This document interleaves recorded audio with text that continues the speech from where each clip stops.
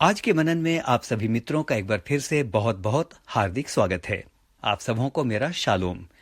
मित्र, आज हम जिस पद पर मनन करेंगे वो पाया जाता है इब्रानियों 7 और उसका 22वां पद। यहाँ इस प्रकार से लिखा है, ध्यान से सुनेंगे। इस प्रकार यीशु एक उत्तम वाचा का जामीन ठहरा।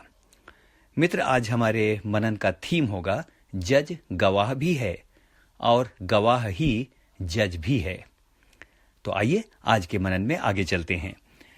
अय्यूब 34 और उसके 21 को यदि आप पढ़ें तो वहां इस प्रकार से लिखा हुआ है, क्योंकि ईश्वर की आंखें मनुष्य की चाल चलन पर लगी रहती हैं और वह उनकी सारी चाल को देखता रहता है। देखता है नहीं लिखा है, देखता रहता है। It is a continuous ongoing process.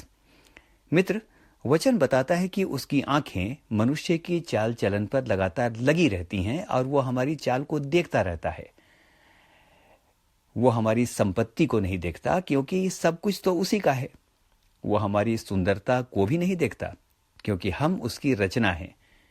और सुंदरता में भला उसके स्वर्गीय सौंदर्य के सामने हम कहाँ खड़े होते हैं। मित्र, वो हमारे आलीशान घरों को भी नहीं देखता, क्योंकि उसके बारे में वचन कहता है वो स्वयं सारी भरपूरी में वास करता है। लेकिन आज जो हमने पढ़ा ये एक भयानक बात है, और वो बात यह है कि वो हमारे चाल चलन को लगातार देखता है, देखता रहता है और उसके अनुसार हमसे व्यवहार करता है।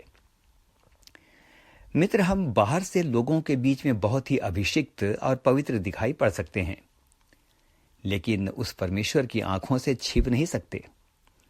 वचन बताता है कि परमेश्वर न्यायी है। फिर एक बार सुनेंगे, वचन बताता है कि परमेश्वर न्यायी है। धर्मशास्त्र में यानी बाइबल में कुल 76 पद यानी 76 वर्सेस ऐसे हैं जो ये बताते हैं कि परमेश्वर न्यायी है। भजन संहिता 75 उसके 7 में इस प्रकार से लिखा है, परंतु परमेश्वर ही न्यायी है, वो एक को घटाता और दूसरे को बढ़ाता है।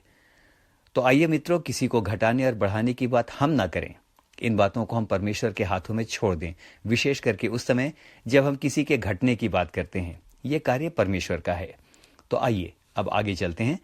जैसा अभी मैंने चर्चा की, लिखा है कि परमेश्वर ही न्यायी है, लेकिन हमने ये भी सुना कि परमेश्वर ही हमें ध्यान से देखता है। तो अब आइए कल्पना कीजिए, स्वयं न्यायी ही आपको ध्यान से देखे और आपके चाल चलन को निहारे, तो यह कितनी डरावनी बात है।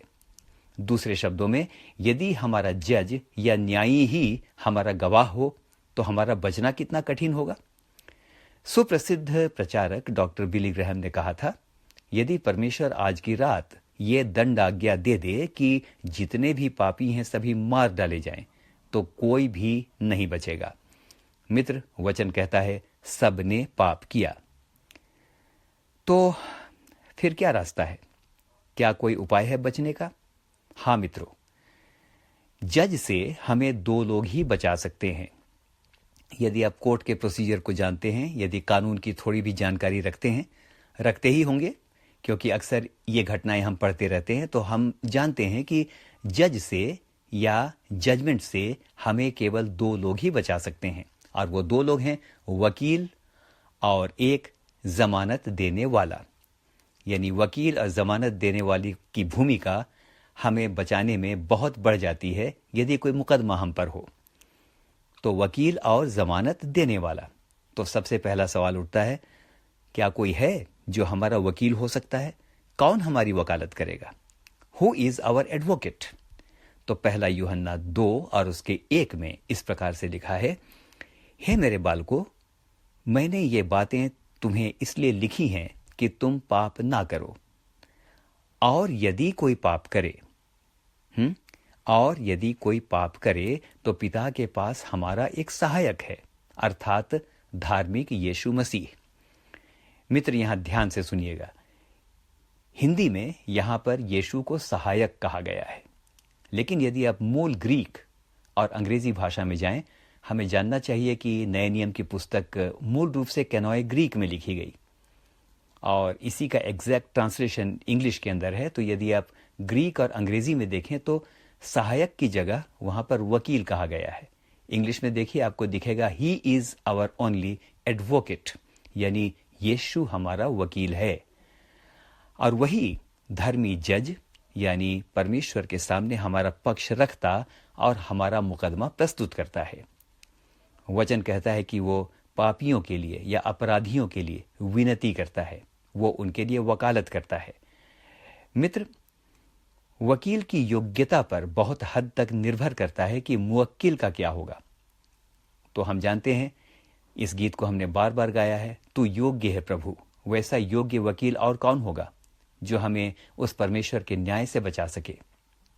दूसरी बात और अंतिम बात, हमें छुड़ाने के लिए एक जमानत देने वाले की भी जरूरत होती है। अकेले वकील नहीं कर सकता, जमानत देने वाला भी होना चाहिए। तो अब सवाल है कि वकील तो हमने देख लिया कि कौन है, आइए देखते हैं कौन है जो हमारी जमानत दे।